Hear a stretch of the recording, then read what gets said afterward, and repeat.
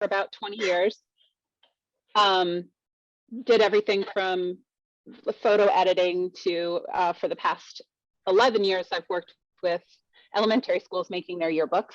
So I worked with PTAs and other like teachers and art teachers to get elementary school yearbooks up and running. So I've got a lot of experience with both the really technical side of graphic design and then the stuff that we use now, that is so awesome. And it's amazing that we've got it available. These things like Canva and the Snapfish and the other things that we can use for photo books and things like that. So as a graphic designer, at first you're kind of like, yeah, this is too easy. This is my whole profession. You're taking it over. But then you're like, yay, everything got easier. And now I can benefit from using these things. So I hadn't used Canva before I became a library director. And I hadn't really thought about how much graphic design would go into being a library director. So when I came in here and I saw our Canva account, I got very excited that I had access to all of this clip art, all of these easy to put together templates. And yeah, for the past few years as I've been using it, I've been thinking how great a resource it is for the libraries that we all work in. So there's some basic things that go into graphic design to make a good design. So I'm just going to go through the stuff that my teacher told me when I was in Graphic Design 101. Design is communication. So when you're designing something, you want to think first about how that design communicates with your audience, keeping your audience in mind and keeping yourself in mind as how you want to communicate. So your voice should be in your design.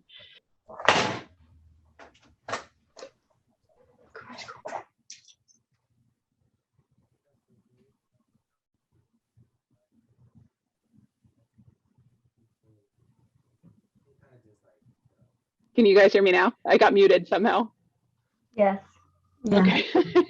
Sorry, I think that was me. I was trying to mute some background. Sorry, Faith.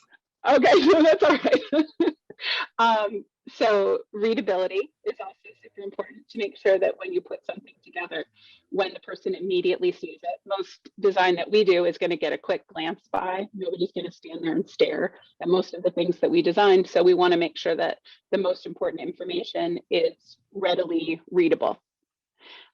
White space, which a lot of people don't think about the white space as part of the design, but the space around your fonts and your art is almost as important as the fonts and art themselves, because it goes back to readability, and allowing a space between lines, space between graphics and words gives you a better ability to quickly glance and gain that communication that you're going for.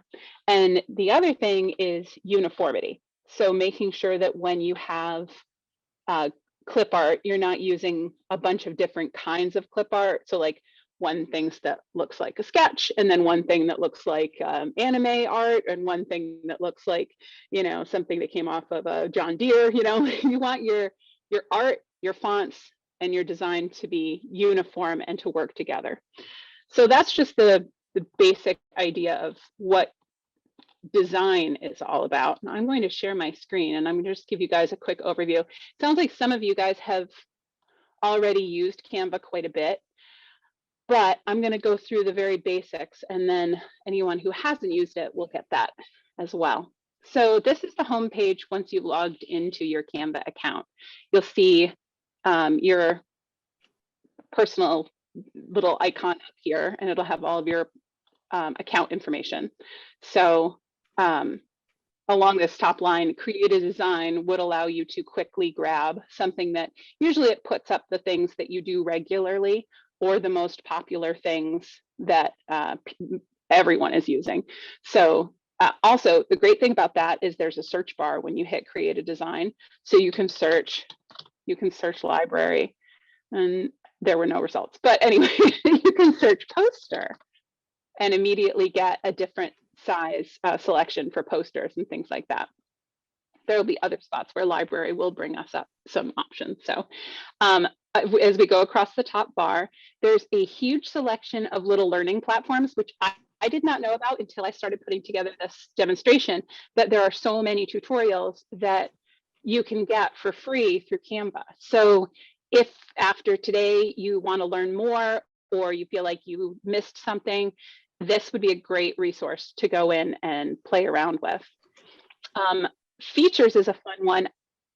This is kind of cool if you want to add things like a QR code to your Canva design. I know that recently we've been doing a lot of fundraising and we have a specific QR code for our fundraising page. So I've been sticking that on everything I make. I've got QR codes for the donation page on everything now. You can add Google Maps and things like that. And also Canva will do printing for you. Now, I don't think that their prices are the best, so I'm not going to say use Canva for any of your printing because I don't find that they're really the best options. But like you can see here, you can get free photos and icons, social media stuff, all sorts of things that you can grab from the features. The most important one you're going to find is the templates. This is going to be where you're going to find templates for a lot of the things that you're going to make every day in the library. I 90% of the time will just go into posters and resize to make a design the right size. And I'll show you how to do that when we get started. So along the left-hand side, you'll be able to go into your projects that you've been working on. So you can see along this top line are the things that we've been working on in the last few days. So I've got like a story time poster. Our library is getting a new circulation desk, which we're very excited about. So I've got my closed poster there. And we're also doing a painted chair auction. So I've got photos dropped in to make a small, like little mini chair pictures to print out. Over here, you can also get your templates. And you can go through the different categories of templates, different styles of templates. There's so much to choose from when you go into this template section that I almost feel like it's too much. It gets a little overwhelming and I'd rather do this. So right in the middle here, you can see this search bar. And if I know for a fact, I'm going to be doing, right now we've got a plant sale coming up. So I can search something like garden and find a whole bunch of templates that would apply, that I could alter and personalize to make something that has a garden / plant sales, springtime feel to it. So going back to the homepage, templates can be a little too overwhelming. If you know what you're looking for, you're sometimes better off just searching what you want. So if you wanted to do a Facebook post, if you search right here in what will you design, you can see you can design a Facebook ad right there. Facebook post is a different thing. So if you add Facebook post, you'll see Facebook posts are different sizes than Facebook ads. So just typing in what you're working on or what you want to start working on right in that search bar is the fastest way to get to a template that's going to apply to what you want to do. So, another fun thing that I learned during the Library Week, the National Library Week, was that the American Library Association they'll share their Canva designs with you, so you can personalize their social media stuff, their posters, and things like that. So you can actually grab designs from their website and import them into your Canva and then make edits to them. So that would be under shared with you. So when that comes back around, that's something definitely worth looking into. So I'm going to go back here and let's grab something. Oh, that's all the things that garden applies to within my my own designs. So if we go to home, let's do a Facebook post. So what we're going to do under templates is grab the Facebook post template. So when we search Facebook post, we get the Facebook post template right there. And that'll immediately open up. Not only can we create our own, but a bunch of different already made designs that we can look through. So in that, we can filter it by something. Let's try filtering it by simple. Try and get something that didn't filter much, but so we can see that these are considered more simple. I'm kind of curious what elegant is going to give us. Oh, so yeah, so we get some different styles based on, this is Canva's opinions of what are elegant. So it might not be necessarily what our opinions would be. But I'm going to start with creating a blank Facebook post because I'm going to do something for our plant sale, our garden sale. So once you get in, it's going to give you basically the shape and size that you're going to need for a Facebook post. So you have right now the correct size for when you want to upload. So if you wanted to resize it for some reason to do something different, I'll show you along this top. There's a resize button up here, and you can change the size and shape of what you're working on, your template, basically your home sheet of paper. So if you wanted to change it to, say, an 8.5 by 11 proportion and size, you can do that. You can say, all right, here, we'll go through something here. Let's say we've already started with, we are closed due to snow. And we want to have the Facebook post like that, but we also wanted to have an 8.5 by 11 version that we can put in the front window so that anybody who's ventured out into the snow gets the same thing. So we can do copy and resize, and that will create a brand new item in our library that is, we are closed due to snow, and the same thing. And then we just have to resize it, maybe the text, to make it a little bit bigger if we want to have it in the window. So that's a useful little thing right on the top line here, is that resize button. So let's go back, just a second, and go back to that original one. And we are going to remove the snow because none of us want to think about that right now.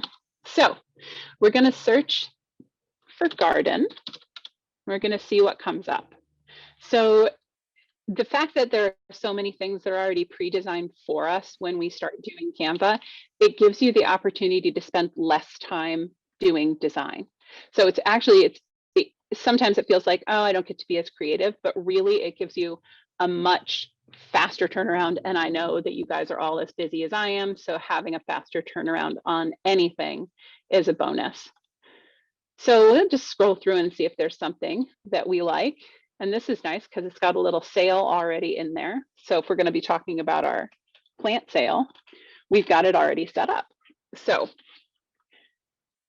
the basic parts of the Canva design process are going to be starting with the template or blank sheet that is appropriate to the size that you need, and we already did that, and then adding and editing the elements within that design. So within this design, you can see as I move my mouse along, I've got lots of different elements. So this A would be considered an element that is within this. It could also be considered text, but you can see that when I've clicked on it, it's a clip art instead of text. This, when I click on it, you can see a very different top toolbar. You can see that you can change the font, but when you click on, say, the butterfly or the text, you're getting more things that will be able to change the color, change the orientation, and things like that. So these letters are elements, the flowers are elements, and then the background is also an element that can be changed and edited. So what we'll just start with is showing how you can add elements to this. Say I've got this, and our garden sale is going to have tools involved. So I'm just going to search garden tools and see if I can grab something to add to this design and give it a little bit more. I can't really see the chat so well, so while I'm doing this, so if anybody has a question and you want to ask me after, I'm happy to answer your questions. I just can't see them really well while I'm doing the full screen thing. So let's see. So if we're going to be adding an element to this, you can see over here where it says elements, and you search and find your different items. Say we want to add something along the lines of a watering can, or, oh, this I love as part of Canva. It'll give you these little things called magic recommendations. And a lot of times that will help a lot with your uniformity, because the design of the clip art will usually match pretty well. Sometimes not so much. Like this wheelbarrow doesn't look anything like that watering can, but it'll give you some things that work well with the items that you've already put in. So we could grab this hose, stick that in. And with the elements, you're able to do several different things. You can rotate them using this little rotate handle at the bottom. You can resize them using the corners, and you can move them around. Sometimes it can get tough moving things in Canva. It is one of the more tricky softwares for making sure you're on the right layer. But once you've done it a few times, you'll get used to knowing where things are and what you're handling. Another thing you can do once you've got your elements on the page is cropping and flipping. Editing when it comes to clip art isn't super useful because a lot of the things it allows you to do, I find to be a little too, I don't want to say too modern, but I don't necessarily need to use filters on my clip art. So I don't tend to use that very often, but flipping you'll use all the time. Right now our hose is nice and curved around that garden. So if we flipped it, it would be in the way. But if we had found our hose in this shape and we wanted to flip it so that it would curve around that G, we could flip it back and forth. Cropping is more to kind of like reshape the way that your item will show. So say we just wanted to use the bottom of the hose, we can do that, or can set it back. Again, using the corners as your little anchor points and moving them around, you can bring the hose back out. So changing text is another important part because you're going to want to edit your templates or creating text. Let's see, we'll do May 28th, 2022. And then you can put the name of your library.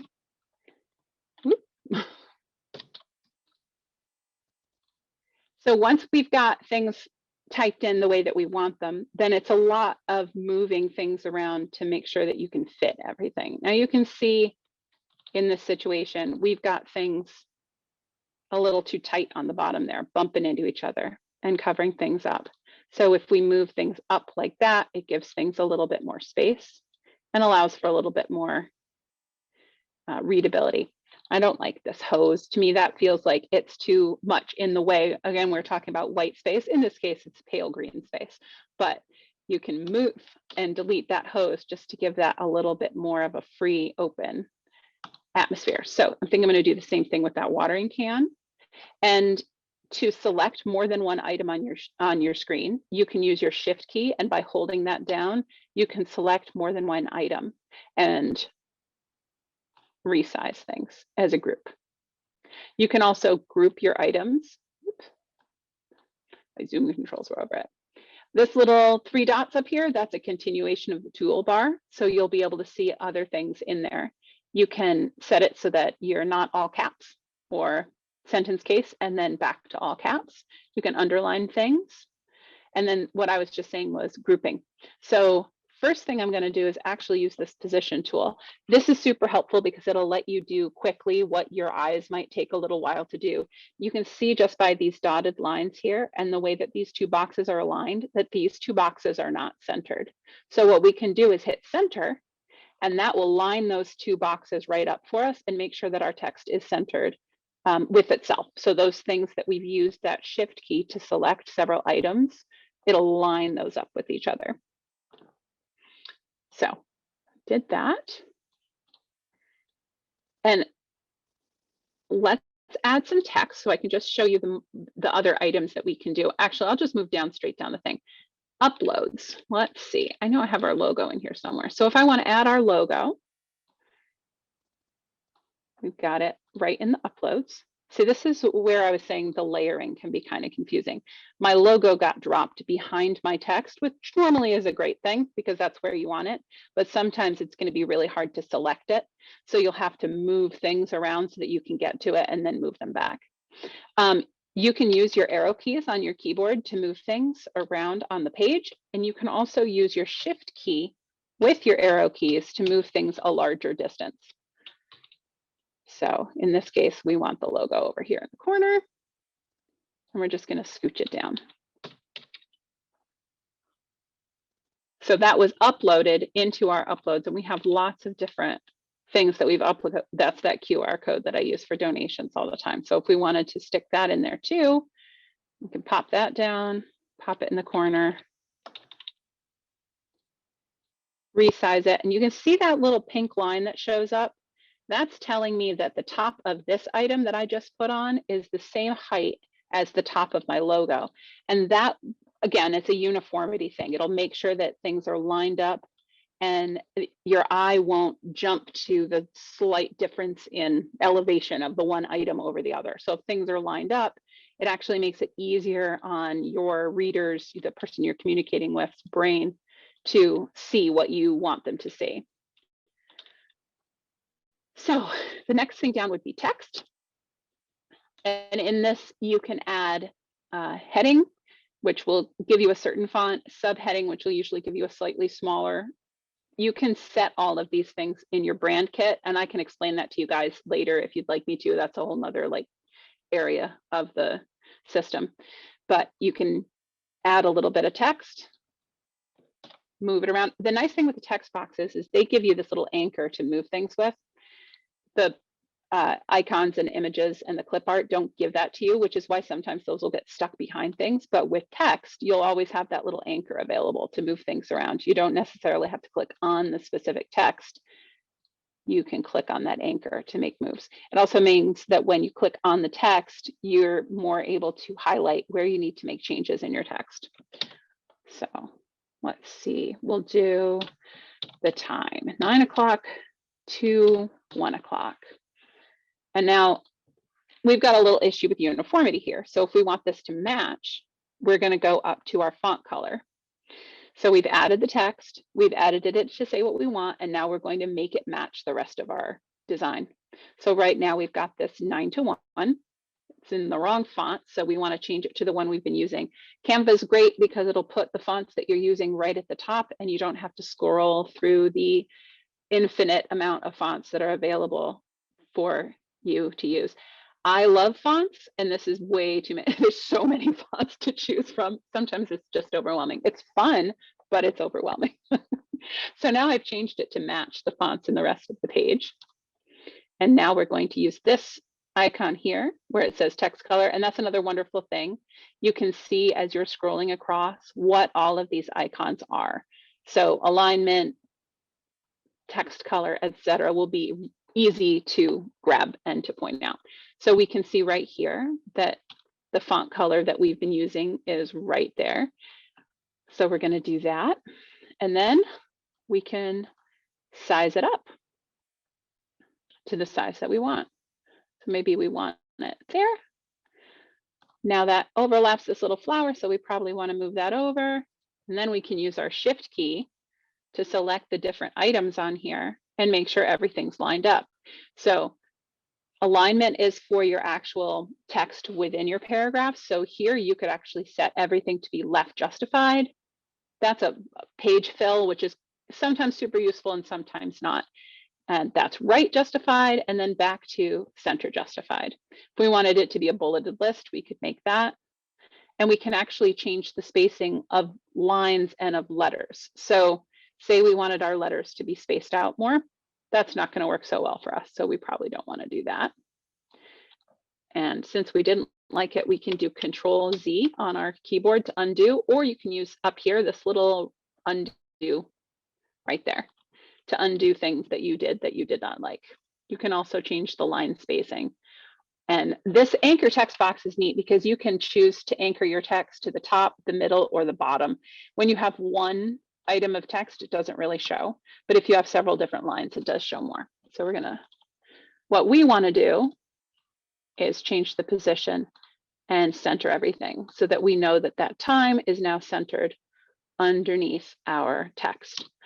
So just with a few quick clicks and very little actual, hard work on our part, we've taken a template that was already created and personalized it for something that I can quickly post to Facebook and have available for our garden sale. One more thing I think I would do is I would change this background to white because I want it to match our logo and our QR code. so that they don't stick out too much. So that's a quick and dirty kind of rundown of a very basic design. And go ahead. I'm sorry. This is Roberta from Lake George. Hi, Roberta. I didn't quite catch what you said about anchoring the. Oh, the okay. text. So when you have the text, say you had 2 lines. So here, I'm actually gonna take those out. So if you had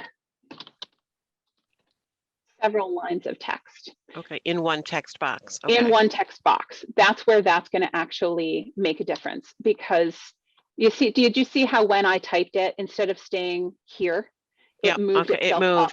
Oh, Yeah. okay, okay, Yeah. okay. So what I you're see. doing is kind of you're anchoring your text box to where you want it to stop, And that's I under had the effects option. Okay. No, it's Oh, under the line spacing option. On line spacing, sorry. So the Oh, last okay. one that All I right, had that makes clicked sense. That makes was sense. bottom, so it grew up. If I had Yeah. it clicked centered, it would grow kind of both directions, and if we had it anchored from the top, it would just keep going down. Okay. So we would be able to keep, yeah, that's all that is. Okay. It All just right. makes Thank it you. so that if you got a box that you don't want it to go up, you can make sure that it's always going to type Right. down. Okay, that makes sense. Okay. Also, on the QR code, maybe I might be getting ahead of ourselves here, so I apologize. How do you I'm make happy to the move into the question and answer side of this if everybody wants to. how do you do the QR code so it goes like where you want it to go, like to your website Okay. for donations or whatever? Here, I'll show you what you can do. So I'm going to go back to the homepage because that's where you're going to find that. Under features, if you go down to QR code, Okay. it's basically a little app that generates a QR code for you. So I'm going to say, Okay. yeah, I'm going to use it in a new design, and then I'm just going to go custom size. We're going to do a 5 by 5 inch QR code. Oh, no, I want actually fully 5. There we go. So that's just popped up this element for me, and all I have to do is put in, That's easy enough. so Okay. yeah, whatever website we wanted it to go to. So it could be your Facebook page, it could be your PayPal donations page, it could be your website, it could be, you know, an affiliate website that you wanted to link out to, anything you wanted to do, and it's just based on popping in the QR code. So okay, and then that somehow saves or whatever, and you pop it onto your post, for instance. Yes.